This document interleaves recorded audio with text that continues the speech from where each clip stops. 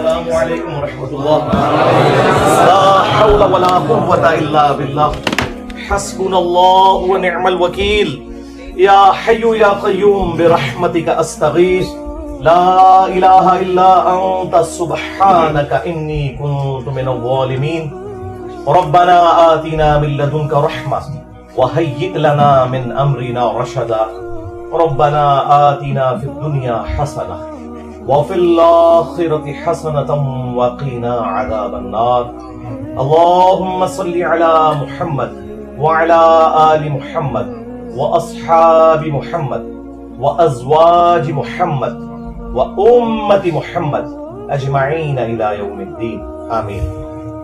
الحمد لله رب العالمين والصلاة والسلام على سيد الأنبياء والمرسلين وعلى آلہ واصحابہ اجمعین الی یوم الدین. الحمدللہ آج 20 اگست 2023 کو سنڈے کے دن ہمارا یہ پبلک سیشن نمبر 108 منعقد ہونے جا رہا ہے. آپ کے یہ ریئل ٹائم سوالات پرچیوں کی شکل میں میرے پاس آئے ہوئے ہیں. انشاءاللہ میں انہیں بعد میں ڈسکس کروں گا. پہلے اس ویک کا ایک بڑا دل خراش انسیڈنٹ اسے میں چاہ رہا ہوں کہ تھوڑا بریف کر دوں، اور وہ ہے 16 اگست 2023 کو جو فیصل آباد کے پاس ایک شہر ہے جڑاوالا، وہاں پر کرسچن کالونی کے اندر توہین مذہب کی آڑ میں ایک مبینہ جو بیان کی گئی اس کی ابھی تصدیق نہیں ہوئی کہ وہ کس حد تک درست ہے، اس کے پیچھے کون ہے. قرآن حکیم کی بے حرمتی،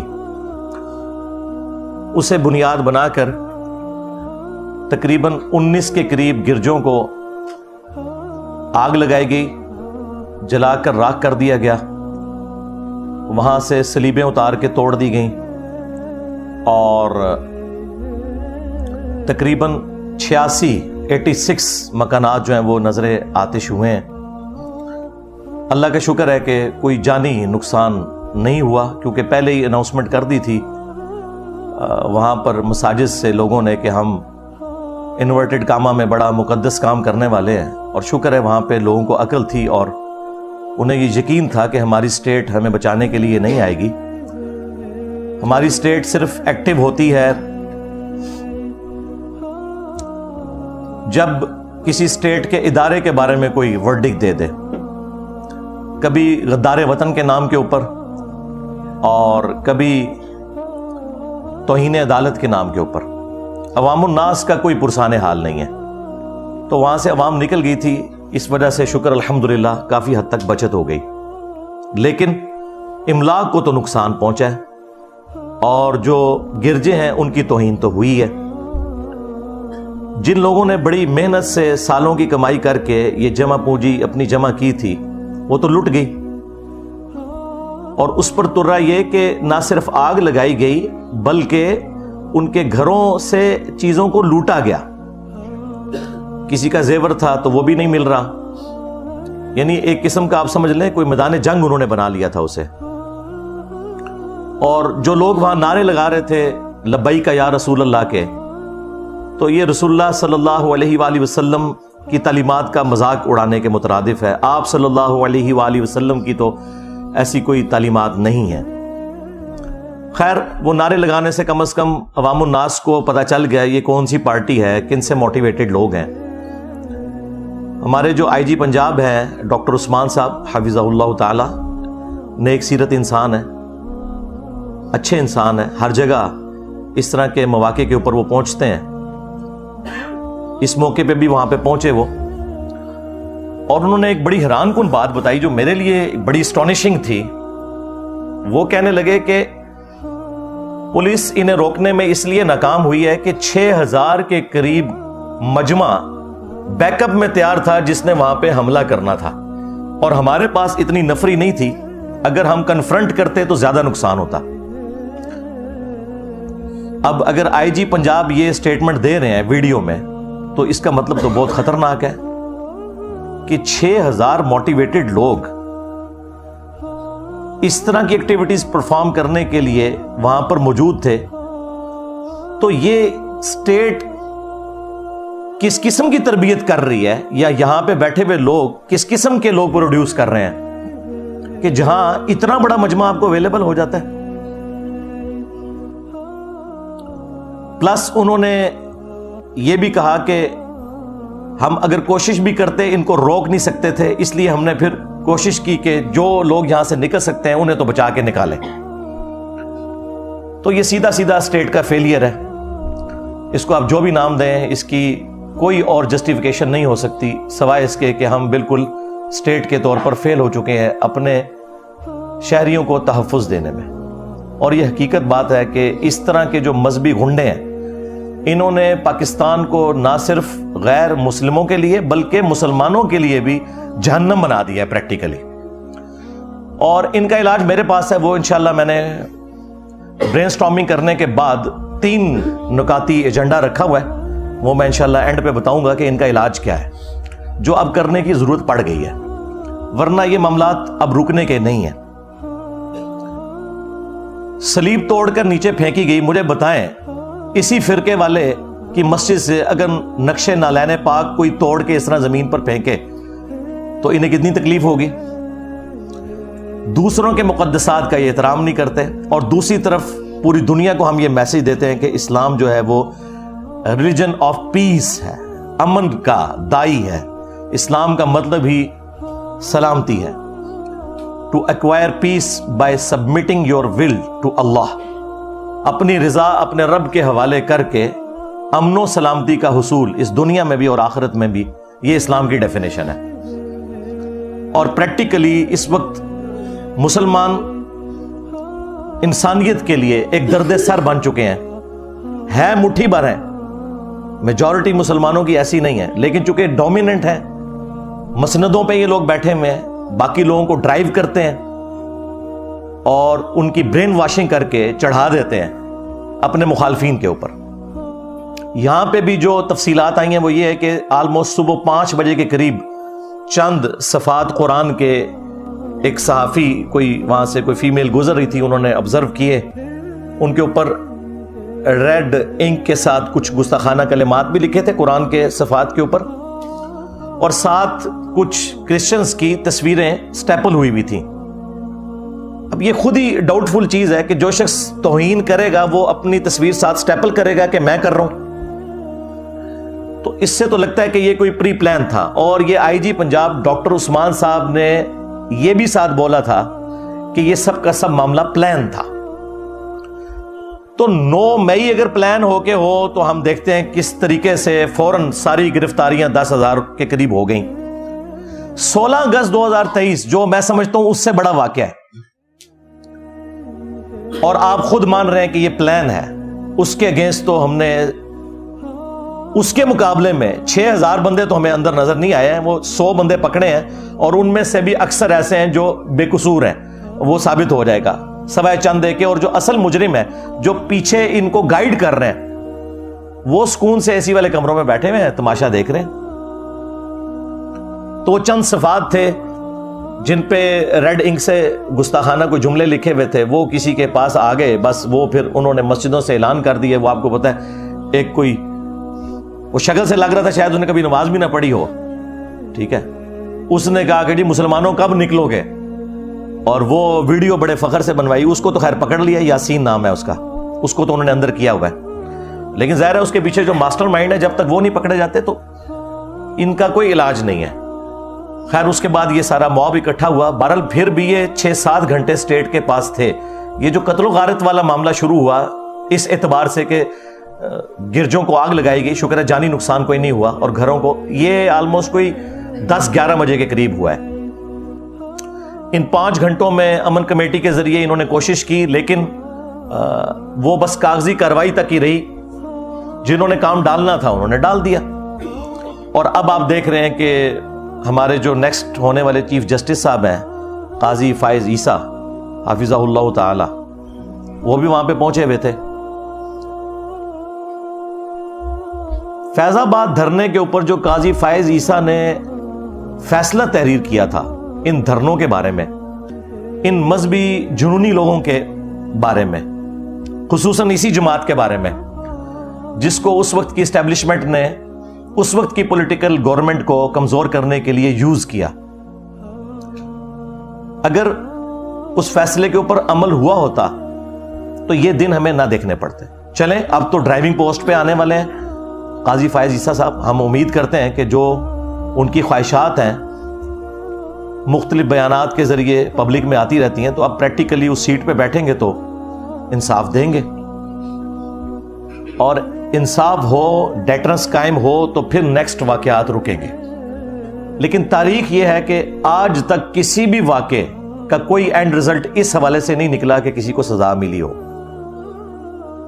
آج سے آلموسٹ 10 سال پہلے 2013 کے اندر بھی جوزف کالونی والا ایک ایشو ہوا تھا جس میں اس سے بڑی تباہی ہوئی تھی. 1000 کے قریب گھر جل گئے تھے. اس میں 115 بندے فائنل نامینیٹ ہوئے تھے، ثابت بھی ہو گیا کہ یہ لوگ شامل تھے، لیکن بڑی عدالتوں میں جا کے وہ چھوٹ گئے اس وجہ سے کہ ان کے مخالفین جو ہیں انہوں نے جو شواہد والا معاملہ ہے اس میں جا کے کمزوری دکھائی. ظاہر ہے سب کو اپنی جان عزیز ہے. انہوں نے پھر ان مجرمین کو پہچاننے سے انکار کر دیا جو کہ واقعی مجرمین تھے.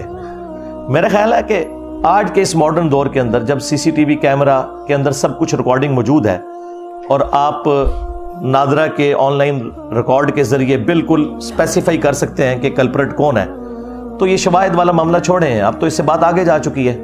اگر کوئی شخص گواہی سے پیچھے بھی ہٹ جائے تو اسٹیٹ کا کام ہے کہ فرنٹ سے لیڈ کرے اور مجرمین کو سزا دے. تو وہ 115 لوگ باعزت رہا ہو گئے، تو مجھے بتائیں جب وہ رہا ہوئے ہیں تو پھر دوبارہ جب ان کو موقع ملے گا تو دوبارہ وہ اپنی جنت پکی کروانے کے لیے اس قسم کی ایکٹیویٹی پرفارم کریں گے. میرا خیال ہے کہ اس واقعے کے بعد ہم پاکستان کے مسلمان بالخصوص اور پوری دنیا کے مسلمان بالعموم کس منہ سے سویڈن میں یا ہالینڈ میں یا ڈنمارک میں ہونے والی قرآن کی بے حرمتی کا رونا روئیں گے، جبکہ ہمارے ملک کے اندر گرجوں کو آگ لگائی جا رہی ہے اور ان گرجوں کے اندر جو انجیل مقدس ہے، بائبل، وہ جلی ہوئی حالت میں اس کے نسخے پڑے ہوئے ہیں. مجھے بتائیں اس طرح کا کوئی انسیڈنٹ دنیا کے کسی بھی ملک میں مسجد کے ساتھ ہو جاتا تو ہم نے کتنا ہنگامہ کھڑا کرنا تھا. پاکستان میں تو آپ چھوڑ دیں. تو کیا وہ اللہ کی کتاب نہیں ہے؟ ٹیمپر ہونے کے باوجود قابل احترام تو ہے. ہمارا ایمان ہی مکمل نہیں ہوتا جب تک کہ ہم الہامی کتابوں کے اوپر ایمان نہ لے آئیں. اسلام کے نزدیک جیزس کرائسٹ عیسیٰ ابن مریم علیہ السلام کا کفر کرنے والا بھی اتنا ہی بڑا کافر ہے جتنا محمد رسول اللہ صلی اللہ علیہ وآلہ وسلم کا انکار کرنے والا ہے. عیسیٰ ابن مریم مسلمانوں کے ایمان کا حصہ ہے، ان کی محبت.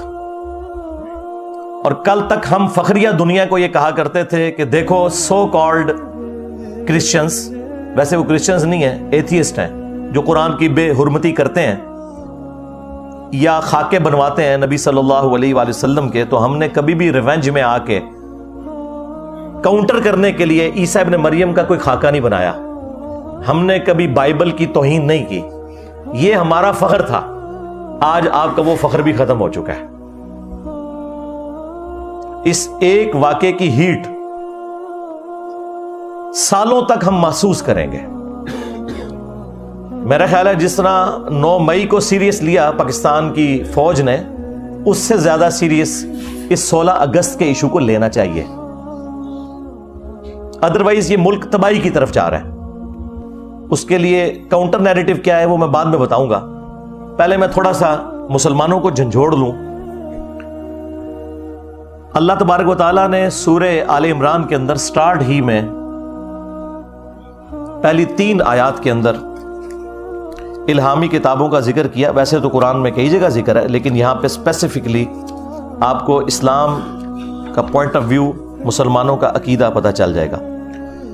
اعوذ باللہ من الشیطان الرجیم، بسم اللہ الرحمن الرحیم. الف لام میم، یہ تو حروف مقطعات ہیں.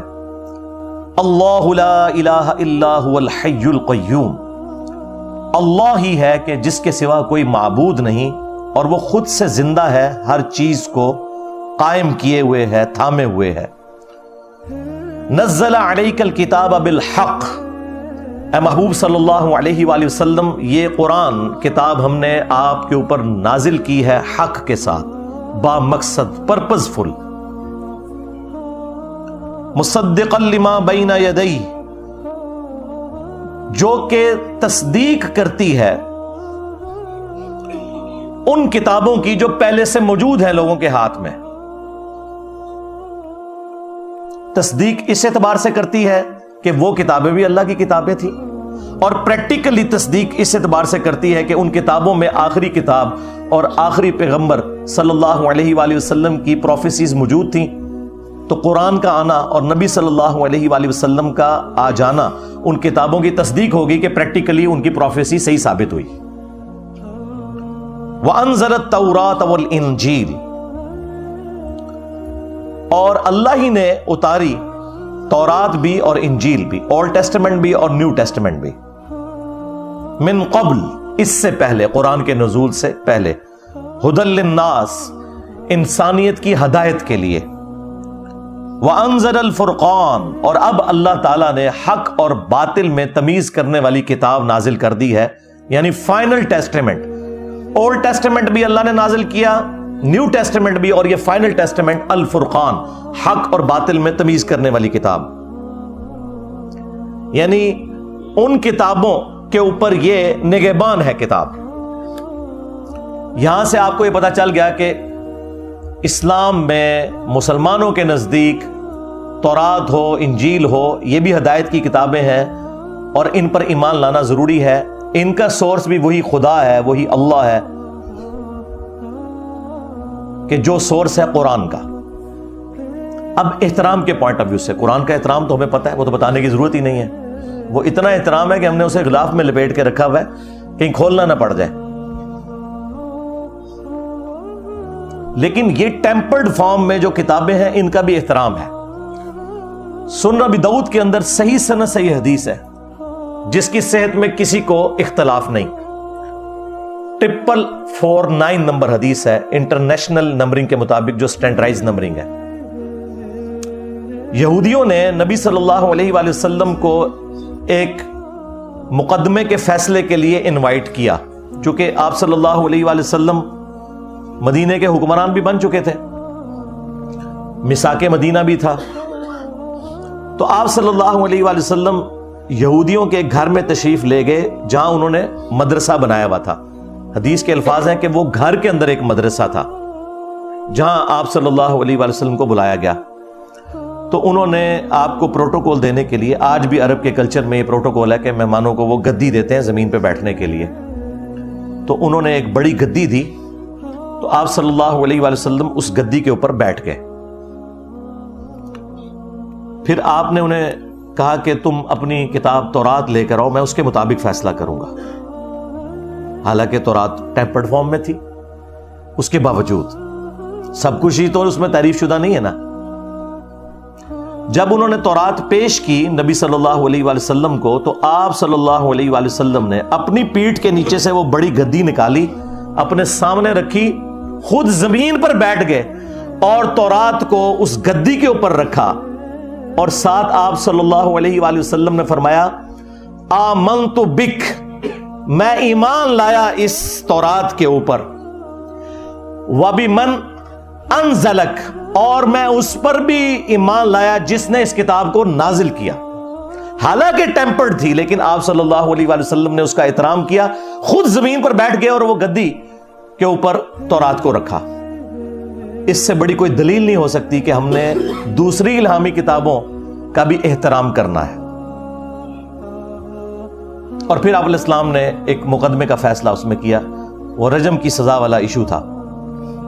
بہرحال یہ حدیث مسلمانوں کے لیے ایک لمحہ فکری ہے کہ آپ کے نبی صلی اللہ علیہ وآلہ وسلم تو تورات کا احترام کر رہے ہیں، اور اس نبی کی محبت میں لبیک یا رسول اللہ کے نعرے لگاتے ہوئے آپ لوگ تورات اور انجیل کو آگ لگا رہے ہیں، کیونکہ اس وقت جو بائبل ہے نا، کنگ جیمز ورژن جو اس وقت دنیا میں چل رہا ہے، وہ انجیل مقدس، وہ اکٹھی چھپتی ہے.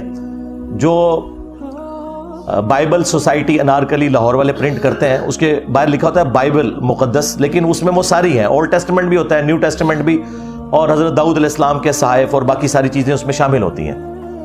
وہ جلے ہوئے نسخے آپ کے سامنے، بلکہ وہ 1-2 دن تک وہ سارے کا سارا ملبہ وہاں پہ جلتا رہا. اور دوسری طرف ہم جو ہے وہ اللہ اور اس کے محبوب صلی اللہ علیہ وآلہ وسلم کے ساتھ وفاداری کا دم بھرتے ہیں، اور ہمارے کرتوت یہ ہیں.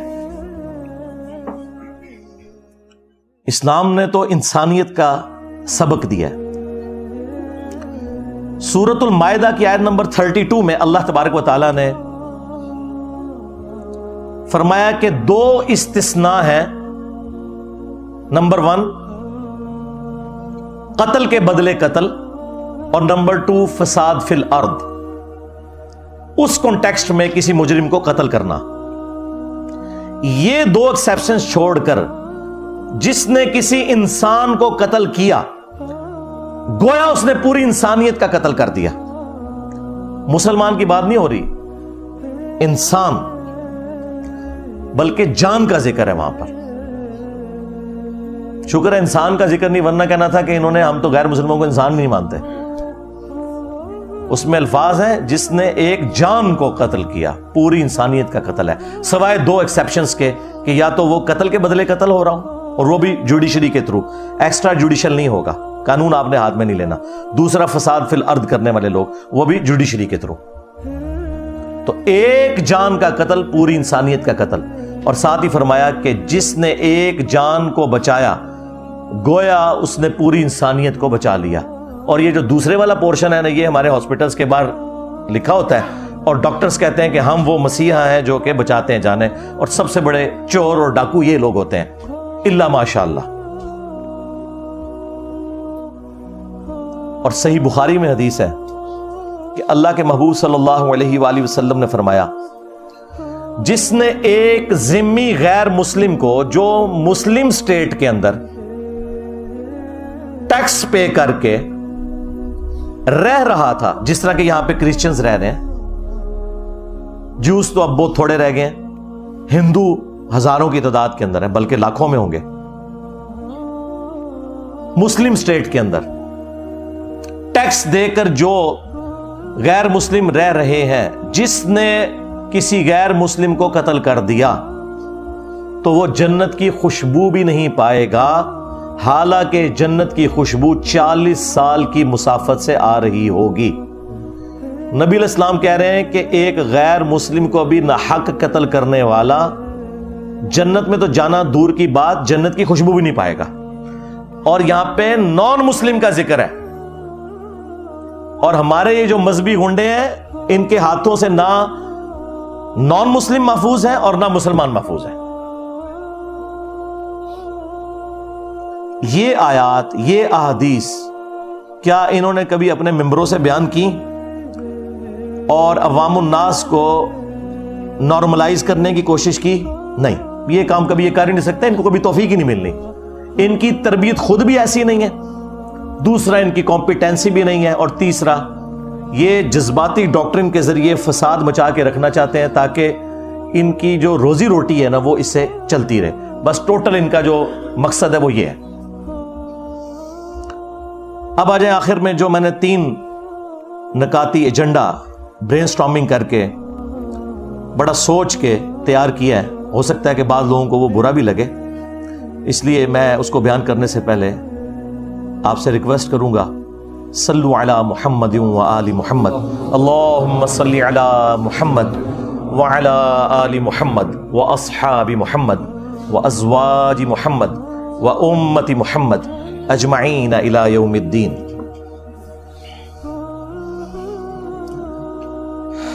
علمی پوائنٹ نمبر 1، یا آپ کہہ لیں کہ کاؤنٹر نیریٹو کا جو پوائنٹ نمبر 1 وہ ہے فوری انصاف. جب تک فوری انصاف نہیں ہوگا، نہ صرف اس معاملے میں بلکہ آج تک جتنے بھی اس طرح کے ایکسٹرا جوڈیشل معاملات ہوئے اور ان میں مجرمین آئیڈینٹیفائی ہوئے،